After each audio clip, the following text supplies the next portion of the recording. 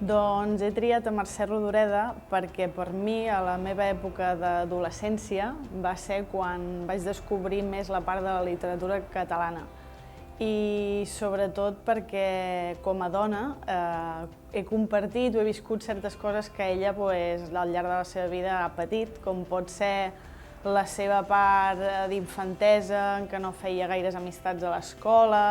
va tenir alguna època una mica dura a casa seu, sobretot amb els pares, amb qui ella tenia més relació també era més amb els seus avis, tots dos, tant avi com àvia.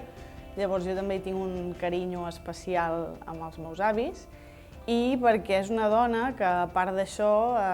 hi ha èpoques que tampoc ha decidit per si mateixa, com va ser quan es va casar amb el seu oncle, vull dir, ella tampoc realment l'estimava, llavors, bueno, ha sigut una dona, crec, a destacar i merescuda, no?, poder-la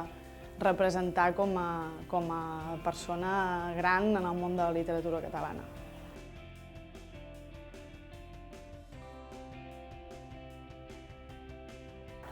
El shooting és el meu segon any. Jo l'any passat vaig començar amb tot aquest projecte i la veritat és que estic supercontenta. Vaig entrar en l'equip de maquillatge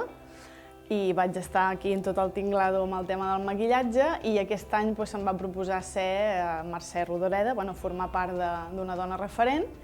i la veritat és que, no sé, molt bé, molt contenta de l'experiència i de tot. No sé, és superemotiu i gratificant formar part d'un projecte així, solidari i feminista, vull dir, no sé, moltes emocions i moltes coses viscudes que no es poden explicar i s'han de viure.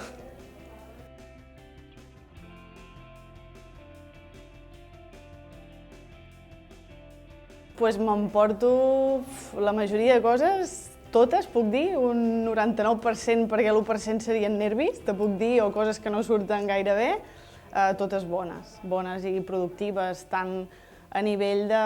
d'equip, com companyerisme, com satisfacció, com gratificació, vull dir, sentiments i coses, no sé, molt bones i molt positives i molt emotiu tot.